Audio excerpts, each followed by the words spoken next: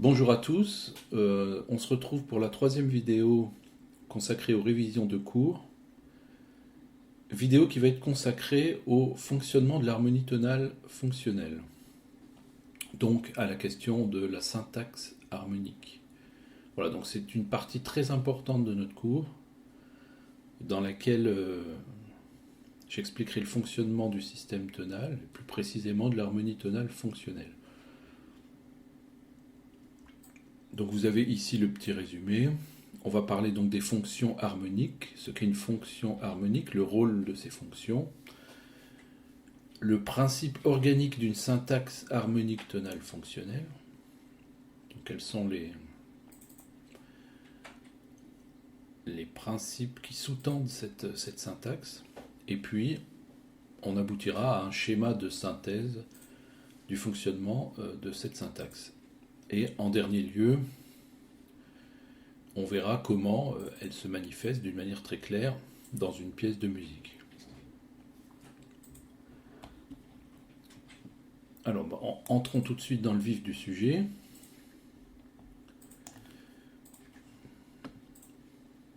Alors, je vais aussi entre plusieurs documents. Voilà, ici j'ai réécrit une gamme, qui est la gamme de Do majeur que j'ai pris pour la commodité. Bon, j'ai construit des accords sur chaque degré, ce sont des accords de 4 sons, mais ça peut être tout aussi bien des accords de 3 sons, voire des accords de 5 sons, pourquoi pas, enfin. Voilà, puisque ce qui est important en harmonie tonale fonctionnelle, justement, c'est d'une part la tonalité dans laquelle nous nous trouvons, d'autre part, au sein de cette tonalité, le degré auquel nous avons affaire, donc sur quel accord je suis à l'instant T au sein de cette tonalité. Est-ce un accord construit sur le premier degré? Bon, pas empilement de tierces, vous vous souvenez de ce principe de construction dont on a pu dire qu'il n'est pas la définition de l'accord, puisque historiquement, l'accord entre guillemets Do-Sol a existé avant l'accord Do-Mi-Sol. Donc cette définition par tierce s'écroule forcément compte tenu de cette définition. Mais enfin, l'aspect pratique, à l'heure actuelle, c'est quand même de construire les accords en empilant des tierces. Et qu'il y ait donc 3 sons, 4 sons ou 5 sons, voire même plus dans ces accords, ça ne changera pas la fonction. On peut presque dire que ça ne changera rien, enfin, ça change tout de même une chose, c'est la modernité, on pourrait dire, de l'harmonie, son niveau de dissonance, entre guillemets. Mais quant à la syntaxe des accords, finalement, ça ne changera rien. Alors, une remarque là, ici, sur cette dominante, lors d'une précédente vidéo, on a pu expliquer que sur la dominante, quand on utilise la neuvième, en principe, elle est majeure, naturellement, puisqu'il y a un La bécard ici dans la gamme de Do, mais on peut l'emprunter assez souvent au mode mineur. Au travers, d'ailleurs, de cet accord, j'aurais pu d'ailleurs mettre le bémol également ici en option sur le La, parce qu'on utilise plutôt justement l'accord de septième diminué à la place de l'accord avec la fondamentale, si jamais on empruntait donc la neuvième au mode mineur. Mais bon, ne nous attardons pas sur ce détail. Voilà, donc au sein d'une gamme, chaque note de la gamme s'appelle un degré de la gamme, et il est numéroté dans l'ordre où il apparaît, tout simplement. Donc on dira qu'ici, le La, par exemple, est le 6e degré donc, de la gamme de Do, puisque c'est la 6e note de cette gamme. Et par voie de conséquence, l'accord qui est issu par empilement de tierces en respectant les altérations constitutives, c'est-à-dire pour une gamme majeure, celles qui sont à la clé, et bien l'accord qui en est issu, c'est l'accord du 6e degré. Voilà. Obtenu donc par simple empilement de tierces sur ce qu'on appelle la fondamentale, c'est-à-dire la note sur laquelle l'accord est posé quand il a justement cet aspect d'un empilement de tierces. Donc non renversé, comme on dit.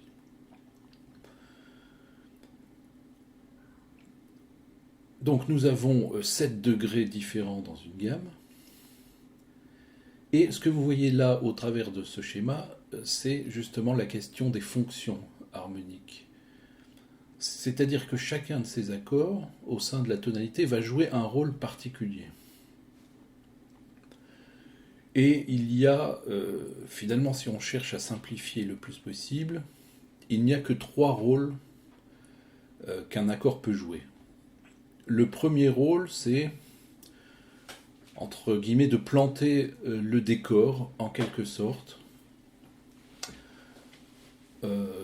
d'instaurer une situation initiale. Et c'est le rôle de l'accord de tonique,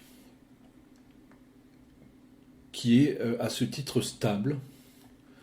Hein, quand vous jouez une gamme et que vous plaquez l'accord de tonique, eh bien, on a l'impression en quelque sorte, de retourner à la maison, à la case départ. On se sent bien, nous sommes sur quelque chose de stable, nous sommes sur une détente.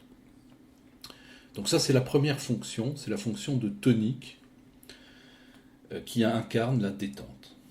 À l'opposé de celle-ci, nous avons la fonction de dominante. La fonction de dominante, c'est celle qui va incarner le plus de tension.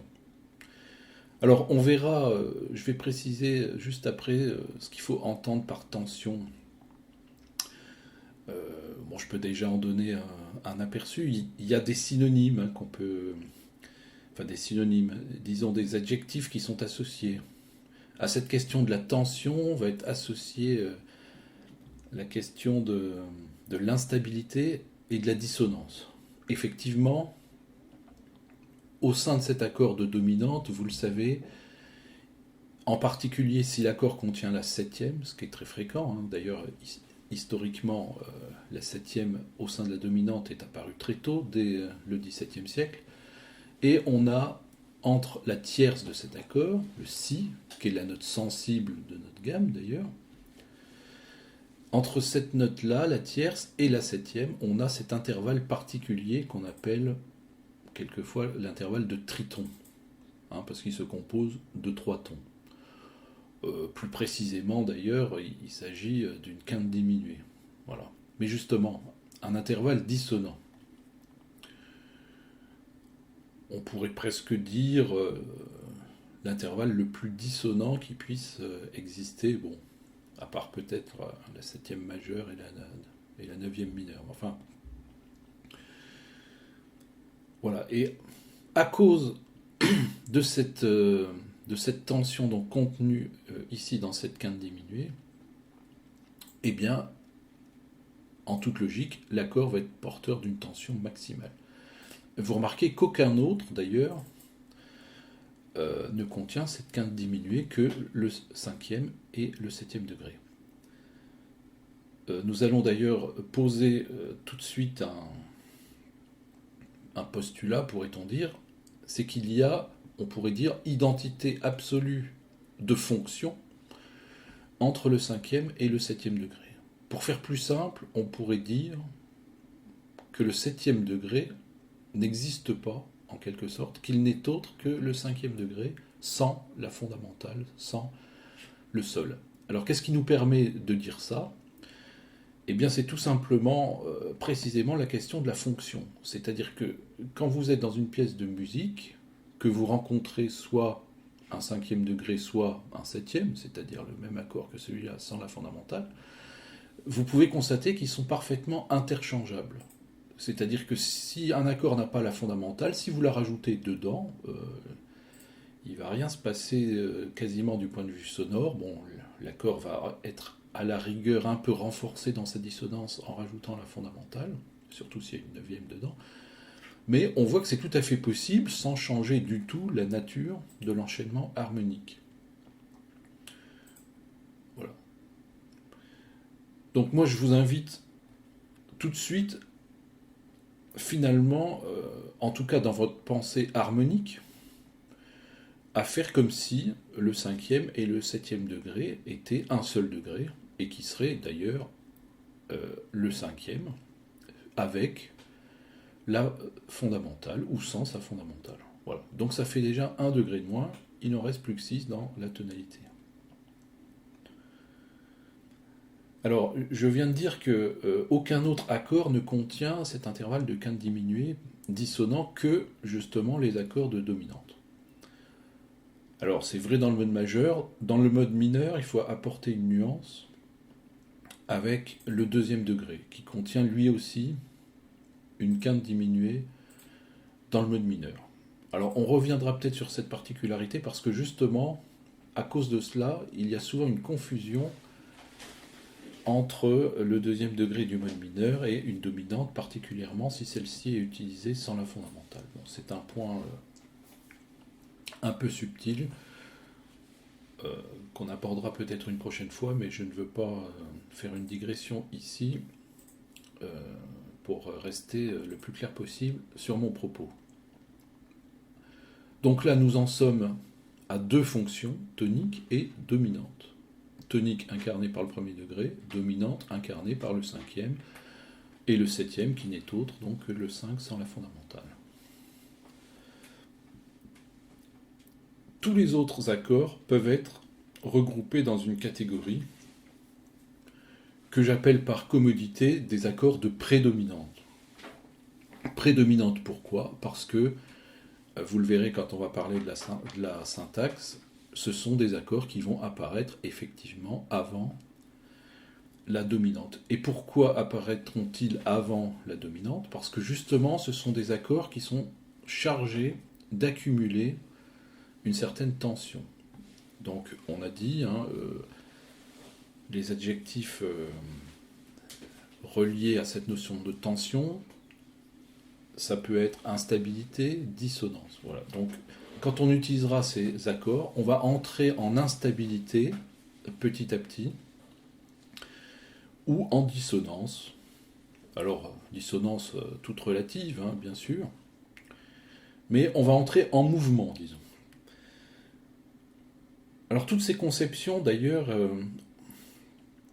on peut les mettre en œuvre quand on fait une lecture d'une phrase musicale, ce que j'appelle une lecture dynamique du point de vue harmonique. C'est-à-dire quand vous avez votre phrase musicale, justement, vous pouvez vous exercer à essayer de percevoir dans cette phrase des épisodes de tension, des épisodes de détente, des épisodes d'entrée en mouvement, donc en tension progressive.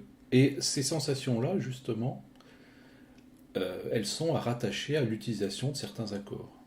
Quand dans une mélodie, vous entendez qu'il y a une forme de tension, alors par tension, il faut entendre quelque chose qui, par exemple, on ne pourrait pas s'arrêter sur cette partie de phrase, donc vous pouvez supposer que vous êtes sur une dominante. Si ensuite vous avez la sensation d'une sorte de relâchement, vous allez supposer que vous êtes sur une tonique. Si vous sentez dans une mélodie qu'il ne se passe rien, qu'il y a une plage très calme et très longue, il est possible qu'on reste un certain temps sur l'accord de tonique. Si vous sentez à un moment qu'il y a une sorte de mouvement, un basculement dans un mouvement, il y a des fortes chances qu'on soit sur des prédominantes. Voilà, donc on verra ça à la fin de cette vidéo, en écoutant et en analysant la pièce de Jean-Sébastien Bach. Et cette lecture dynamique, harmonique de la phrase, on la mettra en œuvre dans les vidéos pratiques qui seront consacrées à l'harmonisation des textes. Voilà, donc je résume. 3 fonctions principales. La fonction de tonique, stabilité, détente, consonance. Fonction de dominante, incarnée par le 5e et le 7e degré, qui est le même que le 5 sans la fondamentale, qui correspondent à une tension maximale. Et le groupe des prédominantes, incarné par le 2e, le 3e, le 4e et le 6e degré, qui sont des accords chargés d'accumuler une tension progressive.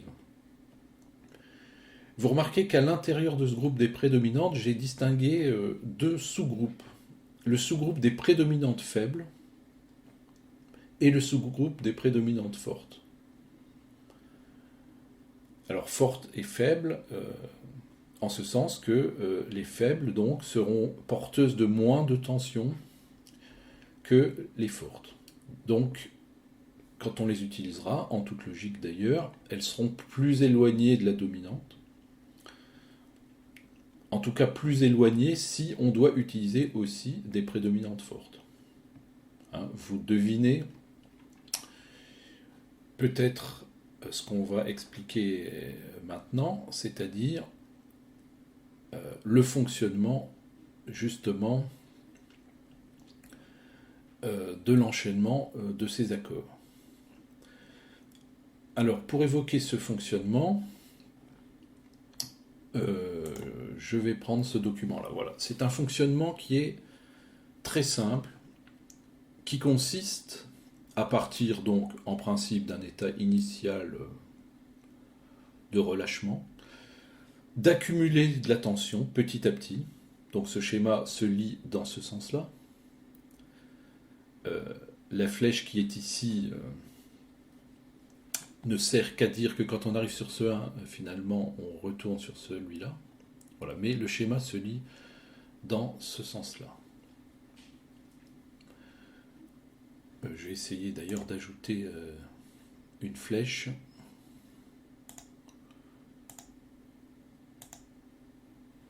Bon, je ne peux pas le faire pour l'instant.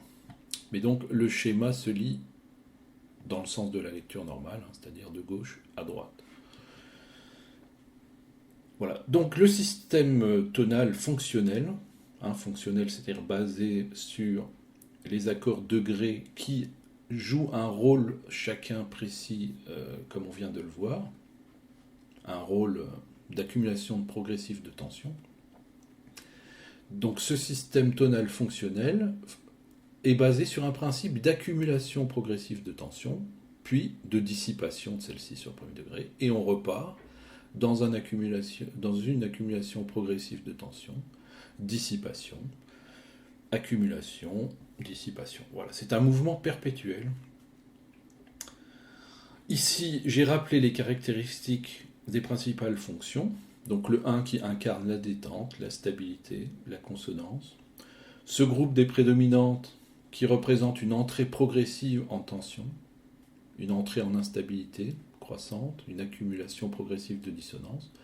Le 5e degré qui incarne le sommet de tension, l'instabilité maximale, le sommet de dissonance, notamment quand l'accord se présente au minimum sous forme de 7e de dominante, donc avec la présence du triton, intervalle dissonant, et retour à la consonance. Donc on le voit, ce fonctionnement est extrêmement simple, et on aura l'occasion de le constater sur la pièce de Bach qu'on analysera à la fin de cette vidéo. Il ne se passe jamais autre chose que ceci. Alors, une représentation un peu plus complète de ce principe prendrait à peu près cette forme. Alors, ce schéma peut sembler nettement moins évident, mais il détaille un petit peu ce qui se passe dans le cadre du schéma précédent qu'on a vu. Il nous dit, par exemple, si on utilise les prédominantes, dans quel ordre on doit vraiment les utiliser pour accumuler la tension, hein, puisqu'on a bien compris que cette accumulation de tension, donc c'est le principe fondateur du système tonal fonctionnel. Donc je vais vous donner une grille de lecture de ce schéma.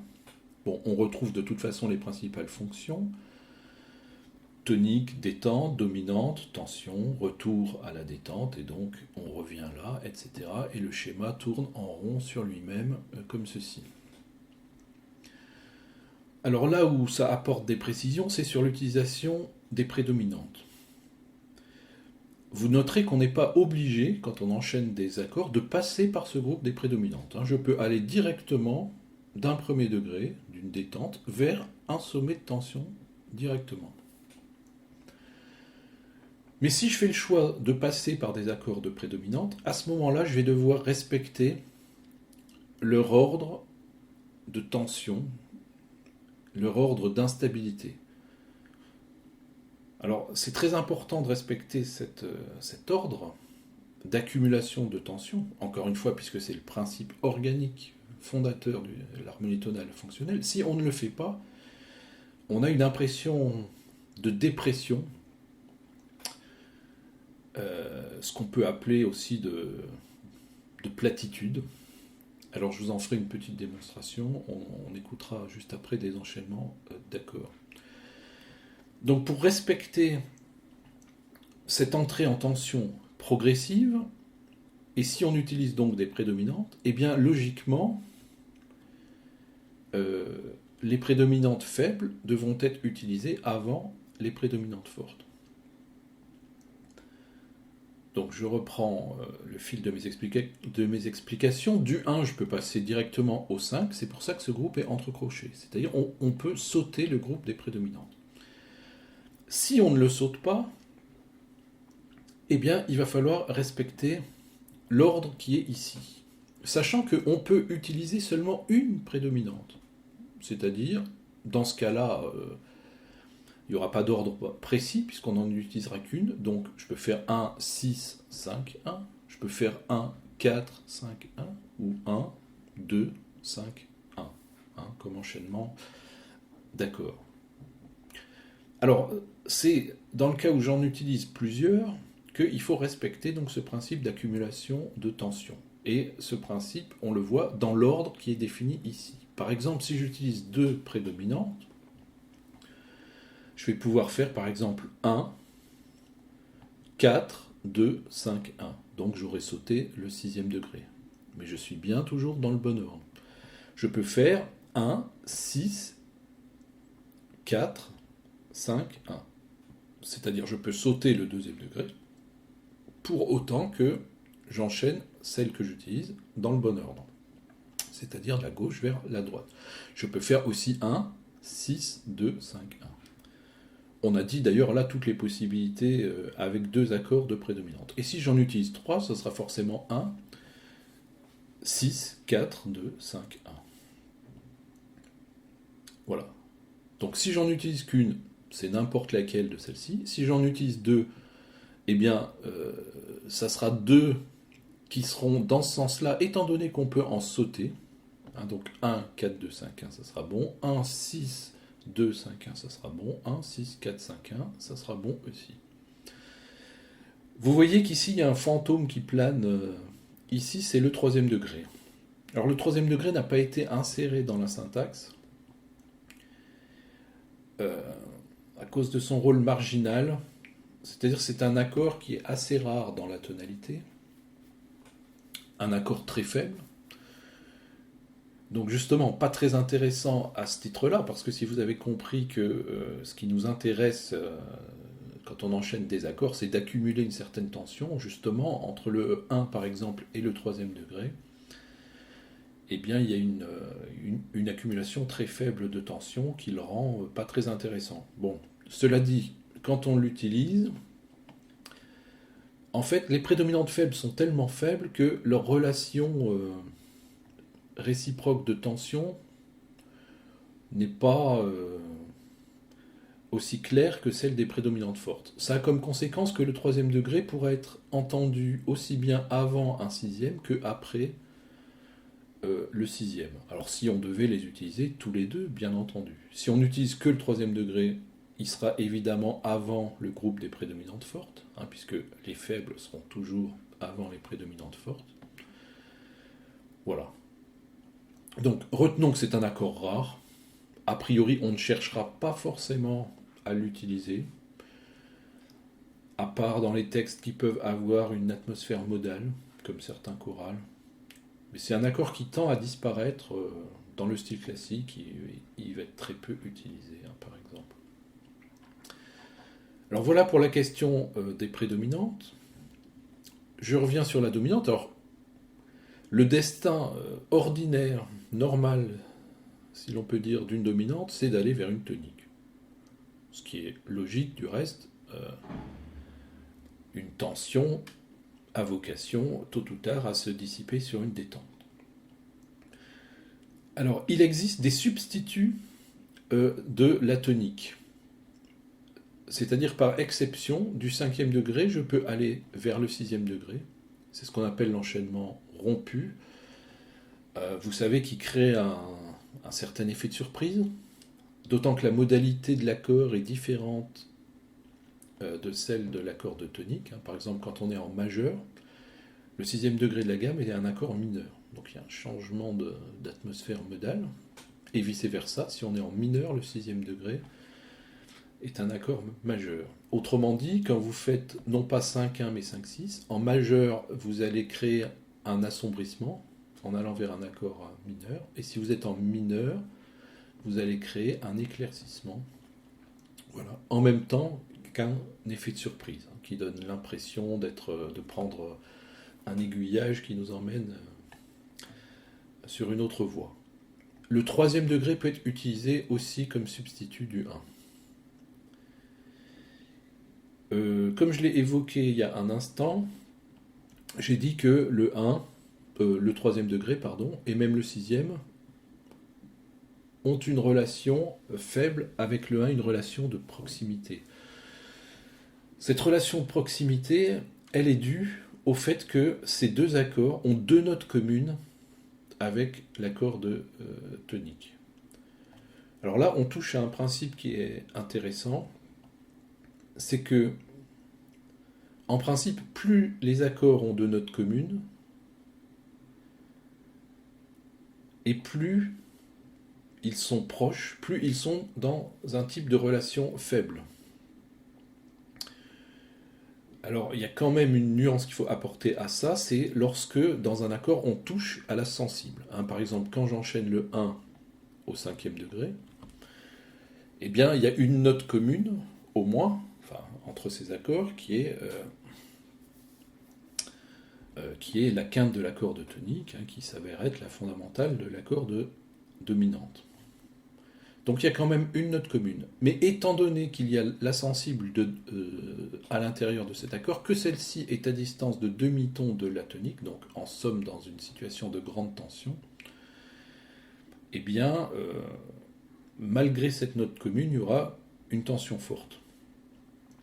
Mais par exemple, entre le 1 et le troisième degré, donc il y a deux notes communes,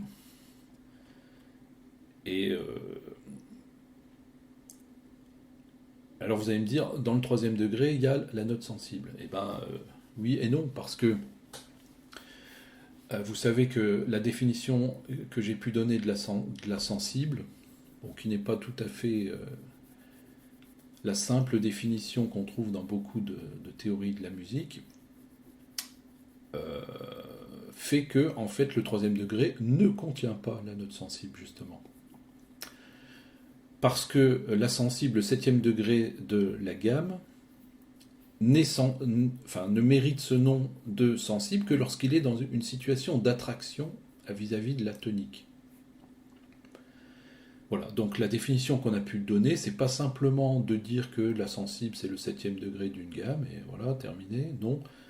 C'est de dire c'est le septième degré de la gamme lorsque celui-ci est en situation attractive, autrement dit, lorsqu'il se situe à l'intérieur d'un accord du cinquième ou du septième degré.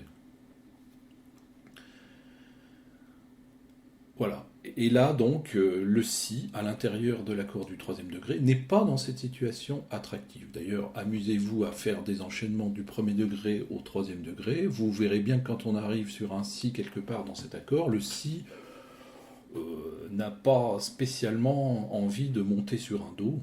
Bon, on peut toujours le faire monter sur do, mais je veux dire, il n'y a pas la même nécessité que lorsque la note là est présente dans un accord du cinquième degré, où on pourrait dire que là, on ne peut pas faire autrement, organiquement, que de résoudre ceci sur un do.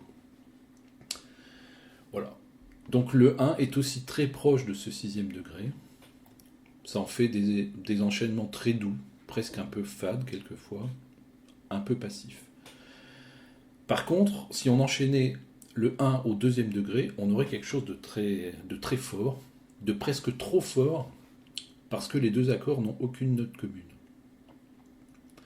En tout cas, pour autant qu'il n'y ait pas la septième dedans. Et on verra justement dans la pièce de Jean-Sébastien Bach que quand il enchaîne finalement le 2 au 1, eh bien, il va faire un 2 avec la septième dedans, de telle sorte qu'il y ait un point commun avec le premier degré, ce qui facilitera cet enchaînement. Bon, c'est un autre problème. Et c'est pour ça d'ailleurs que lorsqu'on choisit qu'une prédominante entre un premier degré et un cinquième degré, on opte souvent pour le quatrième degré. Parce que c'est l'accord du juste milieu. Parce qu'en même temps, il nous fait entrer en instabilité, c'est une prédominante forte, mais en même temps, il y a une note commune avec l'accord du premier degré. Ça en fait finalement le candidat idéal en matière de prédominante, parce qu'il y a quand même un enracinement dans le premier degré, mais en même temps, il y a une entrée en instabilité qui est assez forte. C'est pour ça que cet enchaînement 1-4-5-1 reste le favori quand on n'a qu'une prédominante. Alors, il reste deux éléments encore à expliquer sur ce schéma. C'est ici cette porte de sortie qu'on a du quatrième degré. Alors attention, cette flèche ne concerne que le quatrième degré. En aucun cas, elle n'a rapport avec le deuxième degré. Donc du quatrième degré, exceptionnellement, je peux aller vers le premier degré. Alors c'est pas du tout la voie royale, c'est-à-dire que pour aller sur un premier degré, en principe, on fera toujours tout pour venir d'un cinquième degré. Encore une fois, parce que le système tonal fonctionnel aime les relations fortes, il n'aime pas les relations faibles. Il n'accepte les relations faibles que quand les relations fortes ne sont pas possibles. On pourrait dire ça d'une façon comme ça, ou quand on veut produire un effet particulier. Un effet qui serait justement beaucoup plus doux, mais enfin qui n'est pas, encore une fois, j'insiste bien, le principe organique du système tonal fonctionnel. Donc on peut quand même, par exception, aller du quatrième degré vers un premier degré. Et cette mention-là, autre 5, nous explique finalement comment moduler, c'est-à-dire qu'à partir de n'importe lequel de ces accords, je peux attraper la dominante d'un autre ton et basculer donc sur une autre gamme. On le verra aussi dans la pièce de Bach qu'on va analyser à la fin de cette vidéo. Alors ici, j'ai repris une série d'enchaînements emblématiques. Alors on trouve ça dans beaucoup de chansons de musique populaire, ou même en jazz, les fameux 2-5-1 qu'on peut avoir en jazz, donc qui font partie bien sûr d'une syntaxe normale, quand le jazz est tonal fonctionnel, ce qu'il est quand même assez souvent pour une grande part pour une grande part de sa production. Bon, on sait qu'il n'y a pas que ça, bien entendu, dans le jazz, mais dans les ballades notamment, etc., bon, on a souvent une harmonie qui reste tout à fait tonale, fonctionnelle. Voilà un des enchaînements les plus développés, peut-être, que l'on puisse faire en utilisant tous les degrés. Alors, on pourrait penser qu'il y a certains paradoxes par rapport à ce schéma, mais en fait, pas tant que ça. Parce que donc, je pars du 1, tout va bien, je vais sur une prédominante forte, donc on sait qu'on peut sauter des prédominantes, donc il n'y a pas de problème, je peux aller directement sur le 4. Ici, j'ai ce septième degré. On sait que le 7, c'est la même chose que le 5. C'est pour ça d'ailleurs que je ne l'ai même pas écrit dans le schéma. Mais enfin, on sait maintenant une fois pour toutes que 7 et 5, c'est la même chose de toute manière. Donc il n'y a pas besoin d'encombrer le schéma par le septième degré, on sait que c'est pareil que le cinquième degré. Donc justement, ici, c'est comme si j'allais sur le cinquième degré. Donc 4, 5, il n'y a pas de problème, c'est un enchaînement normal. 3. Alors là, c'est peut-être la chose la moins normale de cet enchaînement, c'est que je prends cette porte de sortie. En fait, je la prends pour réamorcer un peu la pompe, si je puis dire, parce que me retrouvant sur ce 3, c'est comme si j'étais là, et ça me permet derrière de faire 6, 2, 5, 1. On aurait pu faire d'ailleurs 6, 4, 2, 5, 1, mais on a déjà utilisé le quatrième degré ici. Bon, ça ne m'empêcherait pas de le réutiliser là. Mais en fait, ça n'apparaît pas là parce que si on regarde bien la progression des fondamentales dans cet enchaînement, on voit que les fondamentales des accords descendent par quinte. Voilà, c'est une espèce de de marche descendante par quinte qui se répète là comme ceci, enfin qui répète son modèle tous les deux accords. Voilà. Alors je vous ai mis cette séquence là parce que, comme je vous dis, on la trouve dans beaucoup de chansons de musique populaire, disons, pour ne pas dire pop musique, clairement. Bon, ça peut être aussi une séquence que vous pouvez utiliser partiellement, plutôt partiellement qu'en totalité, parce que ça aurait un caractère un peu systématique, mais vous pouvez l'utiliser dans le travail sur grille de jazz que l'on doit faire donc dans le cadre de notre travail du deuxième semestre. Alors je reviens un petit peu à ce schéma pour vous expliquer ce que j'appelle la solubilité des fonctions harmoniques. Alors je vais essayer de montrer cela. Je vais peut-être grossir pour que ce soit plus facile. Voilà, ici j'ai ce que j'appelle une macrostructure d'accords de dominante. Donc sur cette dominante, j'ai construit un accord de 1, 2, 3, 4, 5, 6, 7 sons. Puisque le sol, finalement, c'est la reprise de... Voilà, 7 sons, c'est-à-dire finalement l'accord le plus complexe que je puisse construire dans une tonalité, puisque j'ai toutes les notes de cette tonalité dans mon accord. Vous remarquez d'ailleurs que quand on empile des tierces, on finit justement par avoir toutes les notes de la gamme. Et si on regarde d'un peu plus près cette structure, donc à ce stade-là, c'est un accord de dominante. On pourrait tout à fait l'utiliser comme tel. Alors ça s'appellerait une 13e, d'accord, 13e de dominante. Le Fa, c'est la 7e de dominante, le La, la 9e, le Do, la 11e, le Mi, la 13e. Eh bien, si on observe d'un peu plus près cet accord, on constate qu'il contient tous les autres degrés. Et c'est ce que j'appelle la solubilité des fonctions harmoniques. En fait, les fonctions harmoniques, c'est-à-dire les accords qu'on a dans la tonalité, ils peuvent se dissoudre, enfin ils se dissolvent d'ailleurs les uns dans les autres. Ce que je veux dire, par exemple, c'est que, imaginons que j'ai mon 6e degré dans cette... Voilà, donc j'ai La, Do, Mi, 6e degré de ma gamme de Do. Je prends toujours mon exemple en Do. Eh bien, vous remarquez que si cet accord donc, du 6e degré, La, Do, Mi, je l'étends à la 7e, je peux très bien faire un accord de 7e, donc du 6e degré, La, Do, Mi, Sol, vous remarquez qu'il contiendra le premier degré. Si maintenant je m'intéresse à l'accord Fa, La, Do, le 4e degré, vous remarquez que si je l'étends à la 7e, Fa, La, Do, Mi, il va contenir le 6e degré. Si je l'étends à la 9e, il contient le premier degré. Donc vous voyez, c'est ce que j'appelle la solubilité des fonctions. C'est-à-dire si je fais une 9e, par exemple, du 4e degré de Do, Fa, La, Do, Mi, Sol, eh bien j'inclus dans cet accord à la fois un 4e degré, un 6e et un premier degré. Voilà pourquoi finalement on peut considérer que ce 4e est plus fort que le 6e, lui-même à sa manière plus fort que le premier,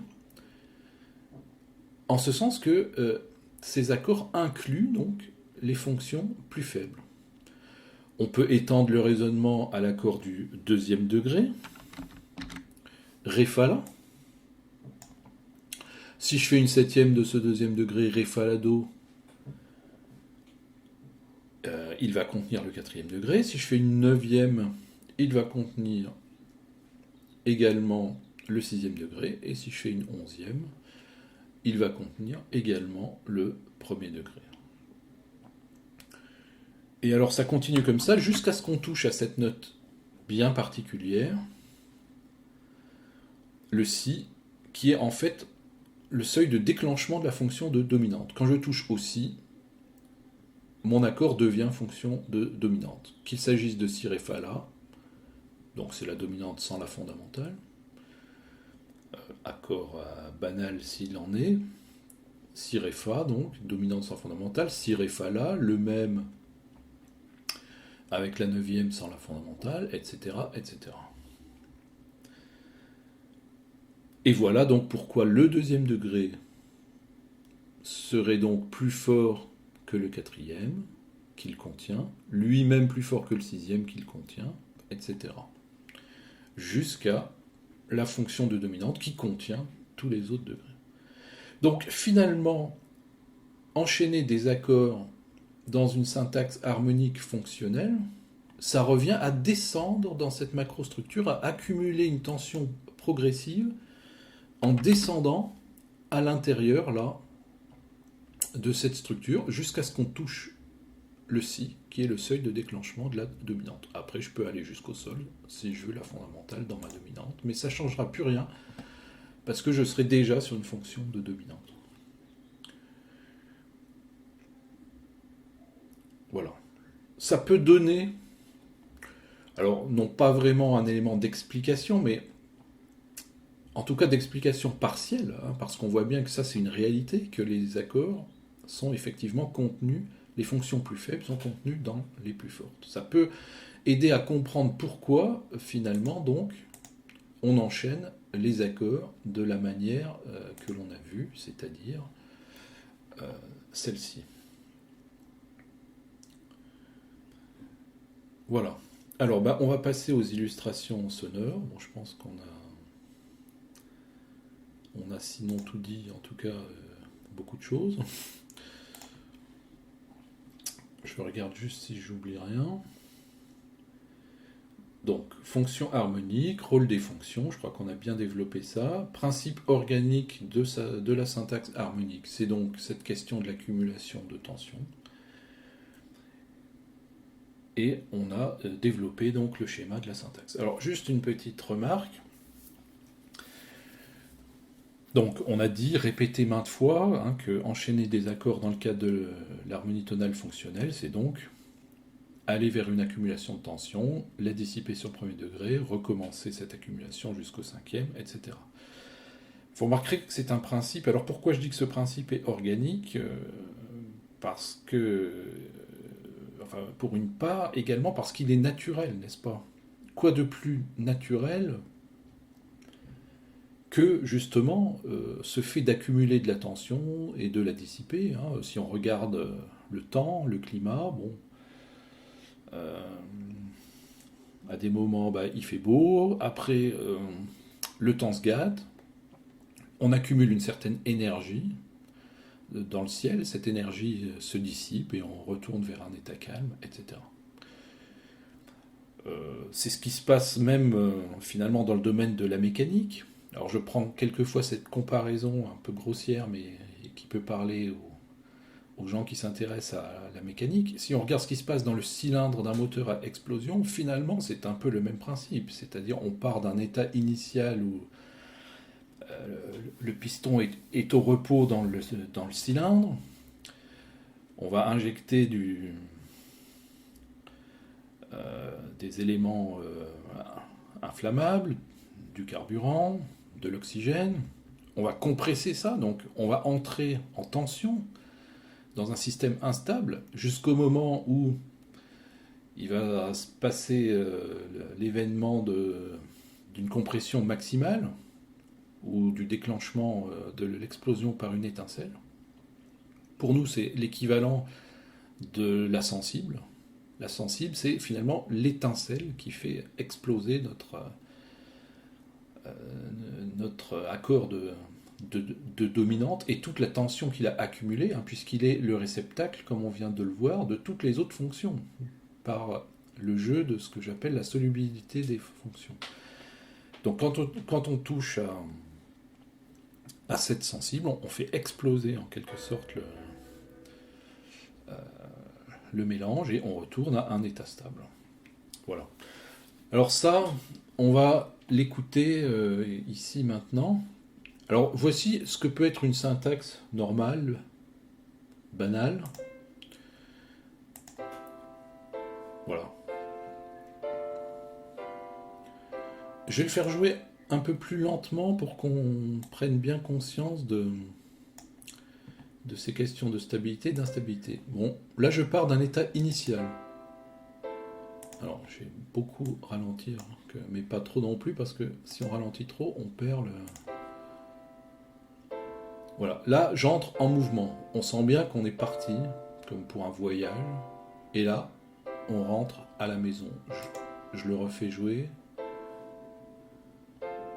Voilà, on est en mouvement. Sommet de tension, triton.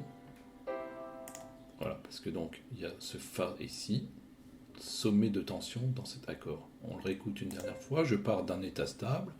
Je plante le décor, premier degré.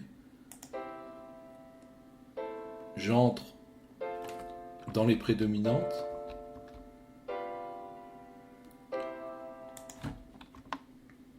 Voilà, une dernière fois. J'ai mis un peu plus fort.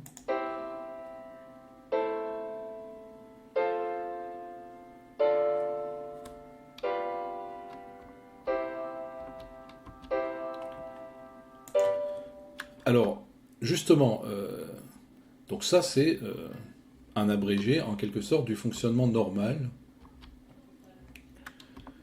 du système tonal. Alors voilà ce qui se passerait si on faisait l'inverse. En tout cas à partir là du 5e degré, puisque là je suis bien encore dans l'ordre d'une accumulation de tension. Par contre là, je vais faire marche arrière, en quelque sorte, comme si je lisais le schéma qu'on a vu tout à l'heure, non plus de gauche à droite, mais de droite à gauche, et on va voir que ce qui se passe, c'est une diminution de la tension. Donc finalement, l'inverse de ce qu'est censé faire l'harmonie tonale fonctionnelle.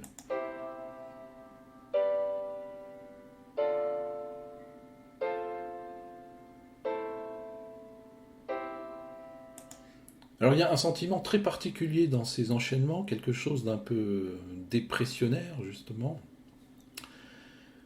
de très doux aussi, hein, comme si, voilà, dans mon cylindre, là dont je parlais tout à l'heure, je suis prêt de faire exploser le mélange, mais au lieu d'aller jusqu'au bout, eh bien, je vais ôter de la pression petit à petit dans mon cylindre, voilà.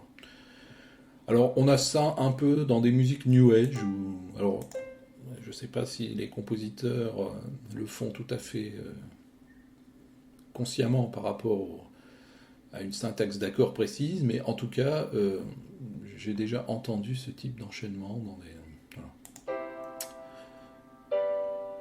Voilà. Et là, on va vers quelque chose de plus en plus passif.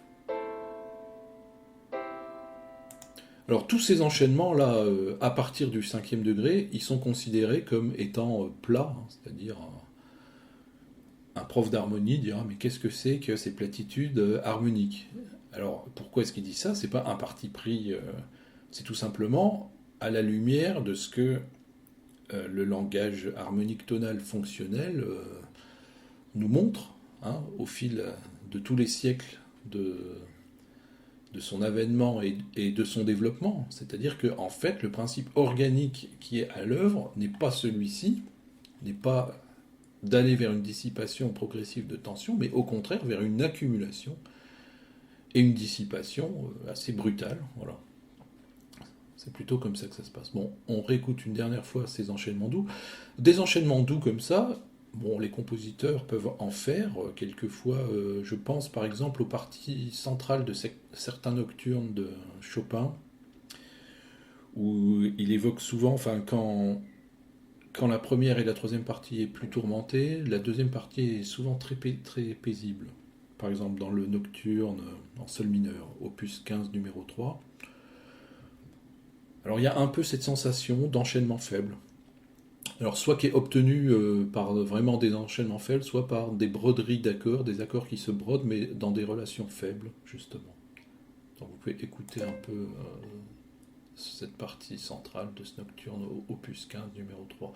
Bon, il y a peut-être des exemples encore meilleurs où les accords sont plus simplement dans des logiques de broderie, mais vraiment dans un type d'enchaînement dépressionnaire comme ça.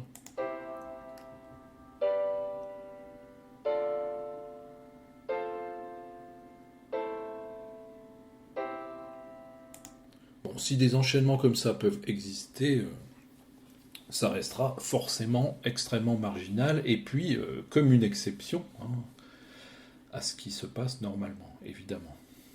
Puisque, encore une fois, il s'agit de quelque chose d'organique, pas d'un postulat théorique. Alors, ce que je vous propose maintenant, c'est tout simplement de revoir dans une vraie pièce de musique comment tous ces concepts dont on vient de parler se mettent à l'œuvre. Alors pour ça, je choisis souvent ce premier prélude du premier livre du clavecin bien tempéré, enfin, du clavier bien tempéré de Jean-Sébastien Bach. Alors pourquoi ? Bon, déjà, c'est une pièce magnifique, mais également parce que les harmonies apparaissent bien au clair, puisque donc au travers de ce style luté, de ces arpègements, eh bien les harmonies sont gardées un certain temps. Donc on a le temps de bien voir les accords qui sont utilisés. En plus, c'est une pièce assez exceptionnelle chez Bach. Alors, non pas dans l'enchaînement des degrés en tant que tel, mais dans le choix qui est fait d'avoir beaucoup d'accords de septième d'espèce, c'est-à-dire des septièmes non seulement sur la dominante, bon, mais également donc les septièmes d'espèce, ce sont les accords de septième qui sont sur les autres degrés que sur la dominante. Ce qui, à cette époque, est quand même assez rare, à part à l'approche des cadences, souvent dans le deuxième degré, bon, ce qui est très caractéristique du style de Bach, mais une telle concentration d'accords de septième d'espèce est quand même rare. Vous voyez ici, il y en a un, là, dès la deuxième mesure. Un deuxième degré chiffré 2. Et puis il y en aura plein d'autres. Comme... alors j'espère d'ailleurs bien les avoir notés tous, parce que j'en ai peut-être oublié. Vous voyez, ici il y a deux septièmes d'espèce qui s'enchaînent. Là, une septième d'espèce à l'état fondamental, ce qui est encore plus rare peut-être. Sur un degré, oui, sur le premier degré. Bon. Voilà. Alors, ce prélude est très connu, bien sûr.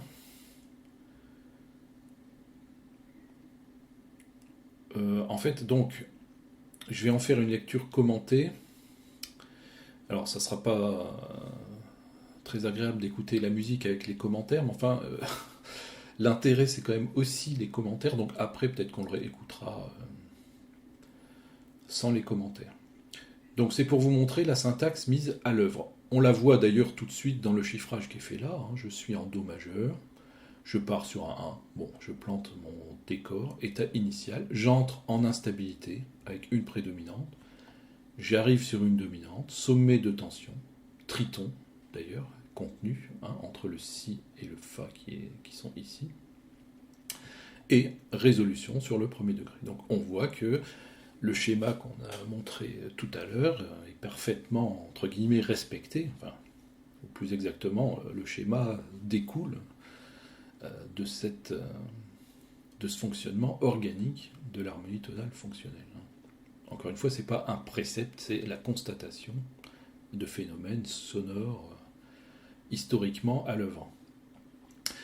Je repars en instabilité avec des prédominantes, j'arrive sur un sommet de tension sur une dominante. Alors j'ai changé de tonalité au passage par cet accord mixte qui est le sixième de Do et le deuxième du coup de Sol majeur, et je touche ici à la dominante de Sol. Je rappelle que ce sont les dominantes qui nous font entrer dans les tonalités d'une manière certaine. Et je résous bien sûr sur un premier degré. Donc on voit que, modulation ou pas d'ailleurs, la syntaxe est parfaitement respectée. J'entre de nouveau en instabilité, en passant par le quatrième, le second degré. J'arrive sur un sommet de tension, présence du triton. Là aussi d'ailleurs, j'avais mon triton avec le Do et le Fa dièse, n'est-ce pas, ce couple donc formé par la sensible et la septième. Ici, sensible, septième, dissonance. Et de nouveau, je viens vers le premier degré. Je peux aller directement sur un sommet de tension.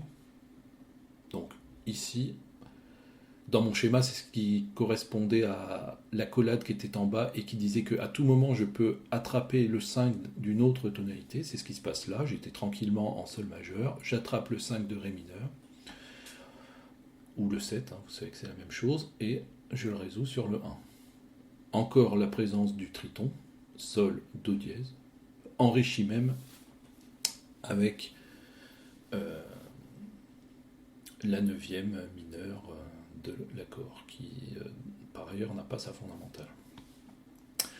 Là j'ai un phénomène on pourrait dire de marche d'harmonie, le même enchaînement décalé d'un degré qui va me faire aller en do majeur. Donc tension, sommet tension, détente, sommet tension directement, détente. Je repasse par des prédominantes, c'est-à-dire une accumulation progressive de tension, sommet de tension, détente. Directement sommet de tension, je vais moduler en Fa, 5e degré, détente. Ici, une dominante de Sol. On va s'installer sur une longue pédale de dominante et on va entrer sur cette pédale de dominante par la dominante de la dominante. Donc là, je l'ai identifié comme un 5 de Sol majeur. Bon, on pourrait dire que c'est le 5 de 5 dans le ton de Do. Voilà. Alors cet accord un peu particulier, en fait, c'est une préfiguration de l'accord de dominante qu'on a là, mais avec une appoggiature. En fait, il y a un phénomène de double broderie ici de cette fondamentale de l'accord de dominante de Do. On tourne autour avec le Fa dièse et le La bémol. Ce La bémol, il s'explique comme ça, c'est-à-dire comme une appoggiature déjà d'un accord qui apparaît déjà comme le 5e degré de Do. Et voilà, on tourne autour de ce Sol, une manière de le mettre particulièrement en évidence, de mettre bien en évidence cette arrivée sur la dominante. Voilà, il s'ensuit un épisode assez statique, où on est posé sur la dominante. On oscille entre des accords de dominante avec des retards. Là, le Do qui retarde le Si. Un petit 5 de 5 qui se résout non pas sur son 5 tout de suite, mais sur la carte sixte qu'on appellerait dans ce cas-là carte sixte de cadence, même si on est un peu loin de la cadence, mais elle a déjà ce rôle-là. Voilà, on sait que ces deux accords,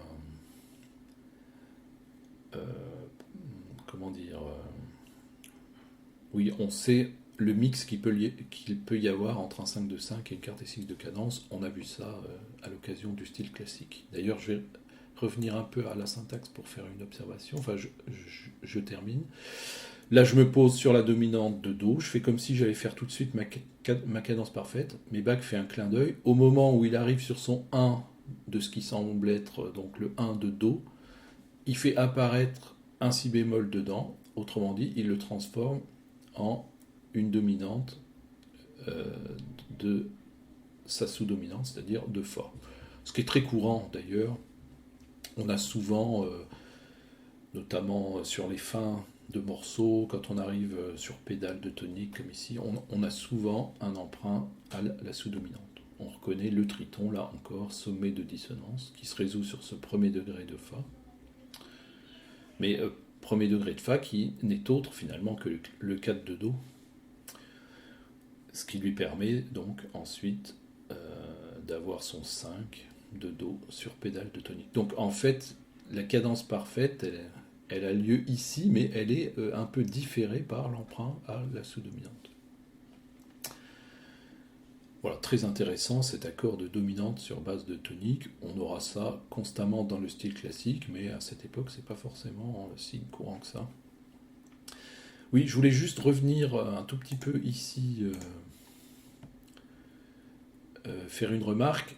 C'est que bon, ce schéma paraît certes assez développé, mais ici, il y a une zone importante que j'appelle la zone des insertions et dans laquelle peut figurer des accords assez fréquents comme le 5 de 5, la dominante de la dominante. Alors, c'est un cas qui est inclus, bien entendu, là, hein, c'est-à-dire qu'à tout moment, je peux amener le 5 d'une autre tonalité.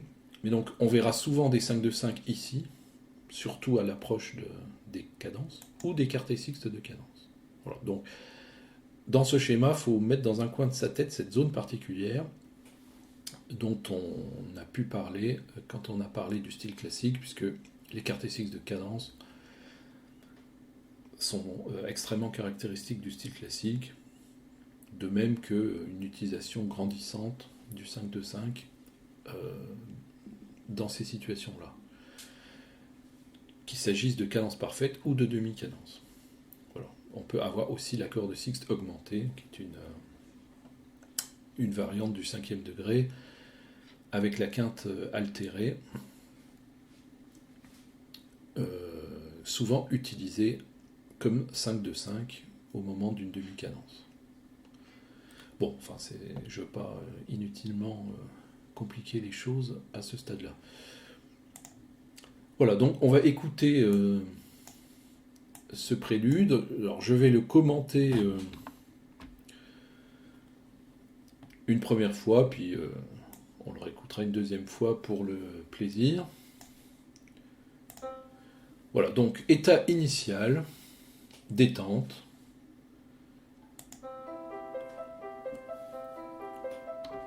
Voilà. Là, j'entre en instabilité progressive, sommet de dissonance, et de nouveau retour à la stabilité. Je repars en chemin, sommet de dissonance, retour à la stabilité sur le premier degré. Je repars en instabilité avec des prédominantes, sommet de dissonance, cinquième degré, triton, premier degré, détente. Et ça recommence, sommet de tension, 5, détente tout de suite, premier degré, sommet de tension, d'un seul coup, cinquième degré, premier degré. Et là, je repars en instabilité progressive, période des prédominantes, quatrième degré, deuxième degré, sommet de tension sur le cinquième degré, dissipation de la tension sur le premier degré. Sommet de tension sur le cinquième degré, triton, premier degré, détente, malgré la présence de la septième d'ailleurs. Sommet de tension, cinquième degré de sol, broderie de la basse, et on se pose sur cette dominante de Do. Dominante brodée par l'accord de quarté sixte de cadence. Retour à la dominante avec le retard d'abord et retard résolu. Emprunt à la dominante de la dominante sur pédale de dominante. Repassage par la quarté sixte de cadence. Septième de dominante. Voilà, c'est vraiment là l'accord de ma cadence parfaite, mais au moment où je résous sur le 1, emprunt surprise à la sous-dominante, accord de sous-dominante, et de nouveau accord de dominante sur pédale de tonique et premier degré. Voilà, après tous ces commentaires, on a bien mérité de réécouter la pièce sans commentaire.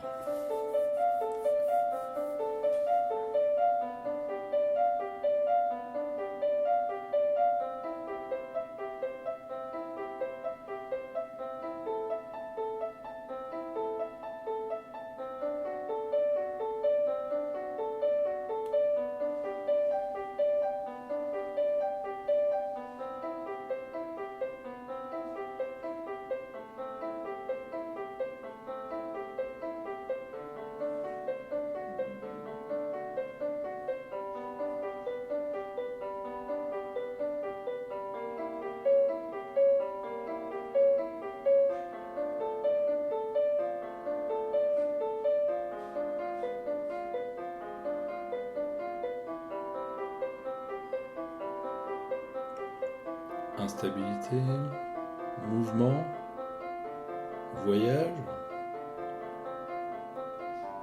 tension, détente, tension, 5e degré, détente,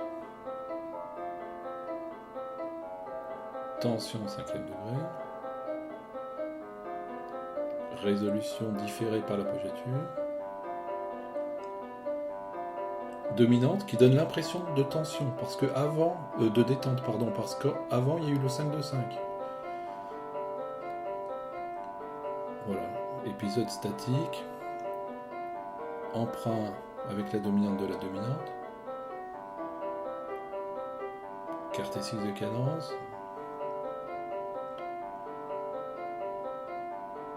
5e degré de notre cadence parfaite, modulation surprise à la sous-dominante,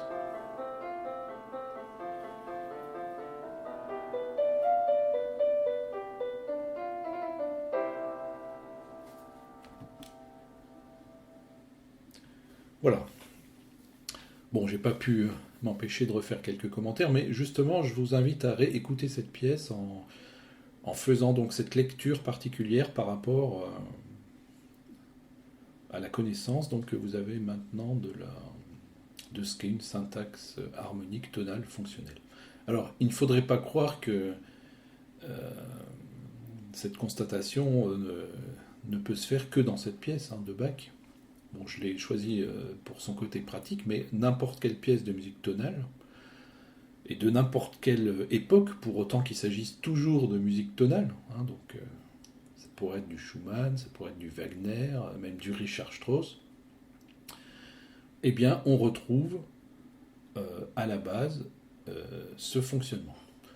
Simplement, ce qui se passe, c'est que au fil de l'histoire harmonique de la musique, on va agréger des événements périphériques, comme par exemple des accords qui vont broder d'autres accords ou qui vont se substituer à d'autres accords, des dominantes secondaires, des mouvements mélodiques ou chromatiques qui vont s'intégrer à l'harmonie, donc qui vont un peu défigurer les accords, qui vont les altérer, mais en vérité, le substrat harmonique derrière tout ça sera toujours le même. Donc éventuellement, on en fera la démonstration une fois prochaine dans une autre vidéo. Eh bien, merci, j'espère que cette vidéo vous aura éclairé. Et rendez-vous donc pour la prochaine vidéo qui va être consacrée à la méthodologie de l'harmonisation. Alors cette méthodologie est en 5 points, comme on les avait définis en cours. Donc je ferai une vidéo sur chaque point, ça sera peut-être un peu plus maniable. Merci.